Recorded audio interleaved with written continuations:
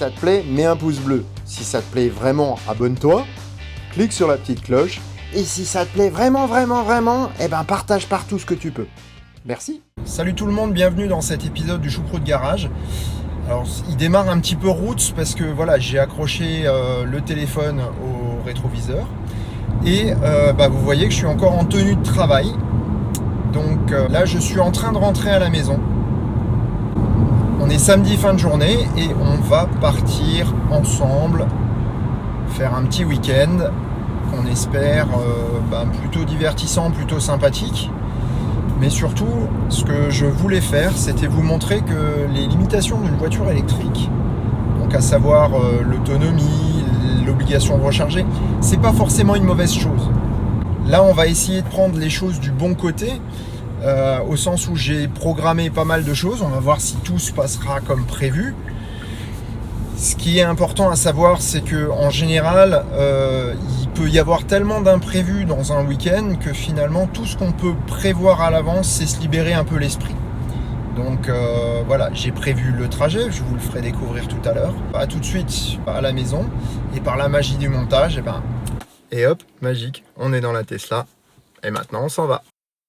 En fait, pas tout de suite, on a juste dit qu'on allait préparer d'abord. Voilà la méthode que je vais utiliser. L'outil est Better Route Planner. C'est sûrement le meilleur planificateur que je connaisse, plus efficace même que celui qui est intégré dans la voiture au niveau de Tesla. Depuis quelques temps, beaucoup de marques et modèles y sont répertoriés. Il est donc facile de prévoir une escapade ou un grand trajet avec n'importe quel type de voiture électrique. Avant de rentrer plus dans le détail, je souhaite faire une petite mise au point. Si nous avons décidé de faire ce week-end, c'est afin de nous détendre et de ne rien faire. Nous avons donc choisi de bons hôtels en milieu de gamme et avec un budget que nous avons prévu pour. Il n'est pas ici question de faire étalage de richesse, je veux juste démontrer qu'on peut passer un bon moment en profitant des limitations des voitures électriques. Maintenant, je vais vous présenter la préparation du week-end. D'abord, la destination. Nous avions du samedi soir au lundi soir en guise de plage de temps disponible, trajet compris. Je savais donc qu'il me fallait choisir une destination atteignable en 3-4 heures maximum. Daniel appréciant les vieilles pierres et moi la Belgique, nous avons opté pour Liège. 3h26 de route et 349 km, il y avait moyen d'y être le samedi soir. C'est ce que j'avais prévu au début. Malgré tout, en sortant du travail en fin d'après-midi, le temps de rentrer, de me changer, de faire les préparatifs, nous serions arrivés au mieux à 21h30 voire 22h. Pas très cool pour un week-end détente, cocoon, un peu trop de stress. De plus, la distance était un peu juste pour arriver à Liège avec une seule charge de batterie, sachant qu'on ne pouvait pas recharger sur place. Je suis donc passé sur un Better Route Planner pour étudier l'itinéraire. Après avoir paramétré la voiture, j'ai lancé la planification. Comme Maggie est une Tesla, le planificateur m'a dirigé directement vers les étapes superchargeurs. Je vous la fais longue, mais en fait je connaissais déjà Arlon du fait que nous nous y étions déjà arrêtés et j'avais prévu dans ma tête de le faire. Mais le but, c'est juste de vous présenter comment bien préparer son voyage si vous connaissez rien de ce qui était prévu. A Better Route Planner prévoit de nous faire arrêter 8 minutes et d'arriver à Liège avec 10% de batterie. Comme je l'ai dit, vu que je ne peux pas recharger, c'était pas acceptable. J'ai donc pris la décision de recharger à 100%, donc de dîner sur place, parce que finalement c'est plutôt pas mal. Mais également d'y dormir. Pourquoi ? Tout simplement parce que, au moins, on pouvait profiter sans arrière-pensée de la soirée et du restaurant. Du coup, avec ces nouveaux paramètres, je devais arriver avec 62% de batterie à Liège. C'est plutôt pas mal parce que ça permet également d'avoir des imprévus.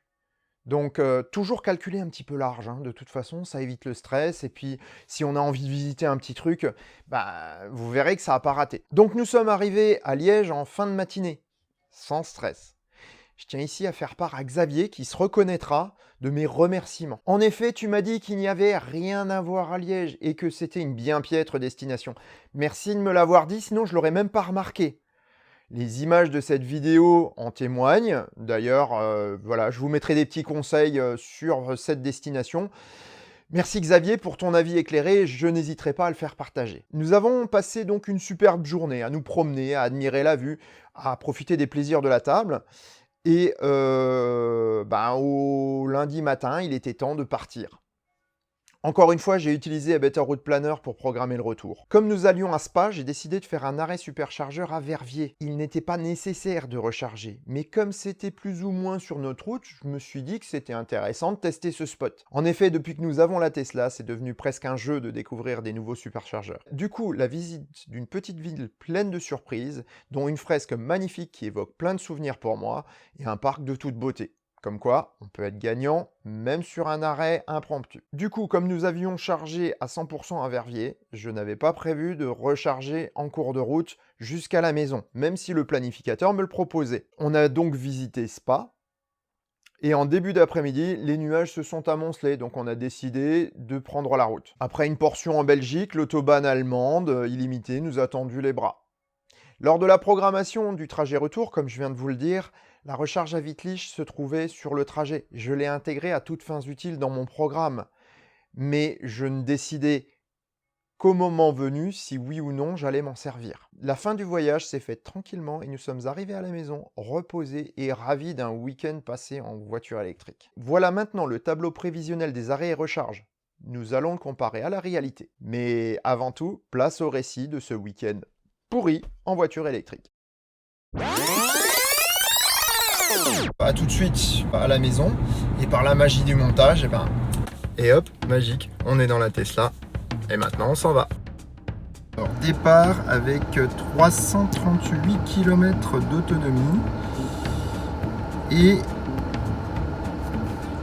alors 38 036 km. Voilà, ça c'est le point de départ. On verra ce qu'on aura à l'arrivée au superchargeur. Et voilà. Voilà à l'arrivée, donc avec 38 250 km, 94 km d'autonomie. Et on est au superchargeur.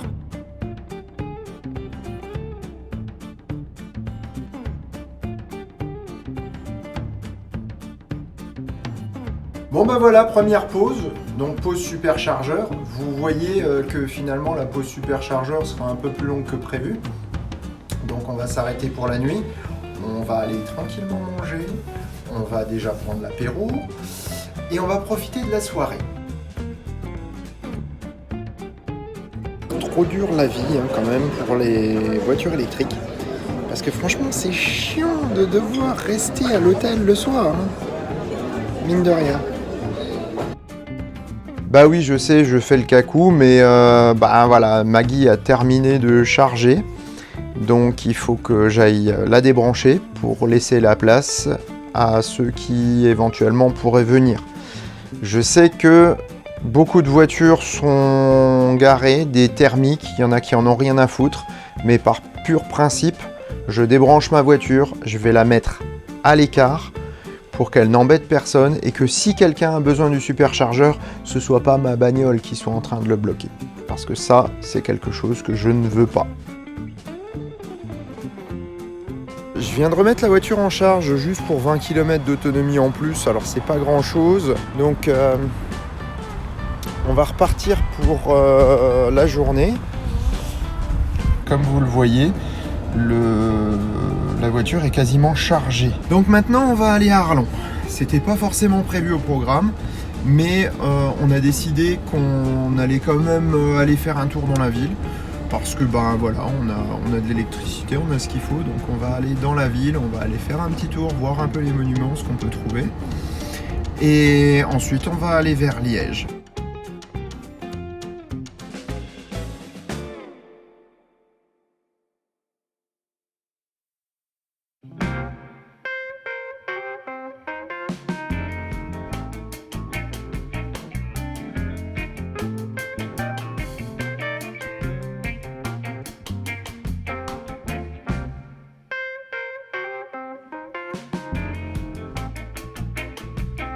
Bon voilà, on est arrivé à Liège, c'est parti pour aller se promener un peu. Photo!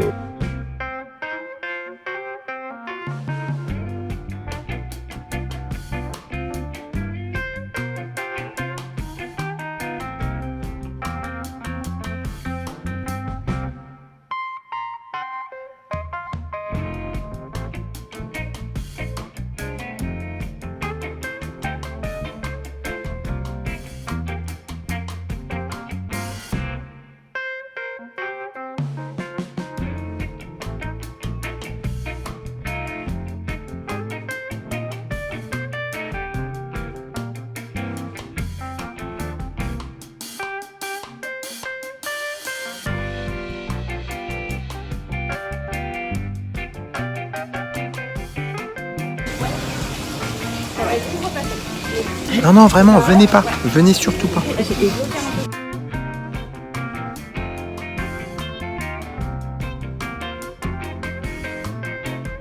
Sans déconner, venez pas. Venez pas. C'est pas bien, Liège.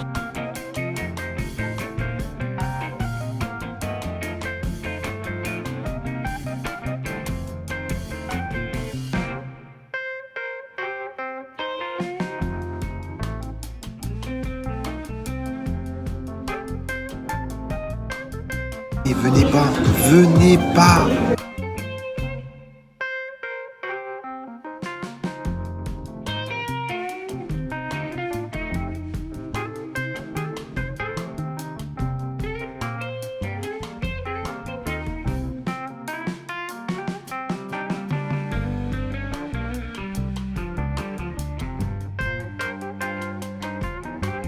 Bon, arrivé à Verviers pour la dernière supercharge, normalement avant la maison, quoique, on verra bien en fonction de la vitesse.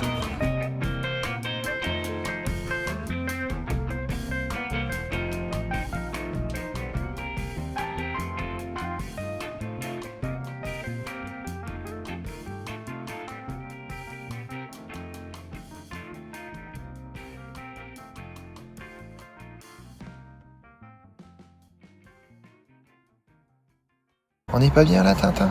Hein? Ouais, on est bien.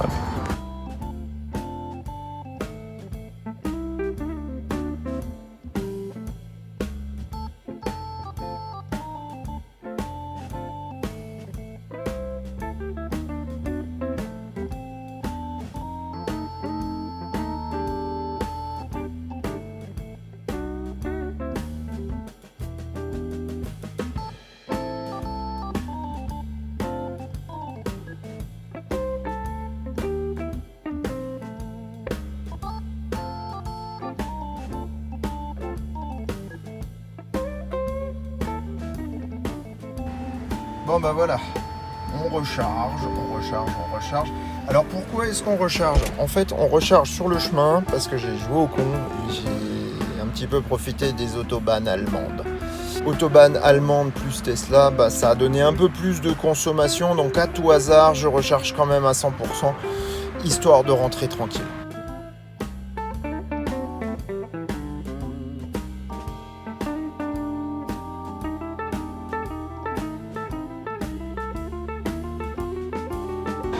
Venez pas, c'est pas bien. Voilà, pour les week-ends pourris. Alors je précise, c'est de la bière sans alcool, parce qu'on prend la route après. Bon alors là, pour info, je préfère être à la recharge que sur la route. Voilà, je préfère ça.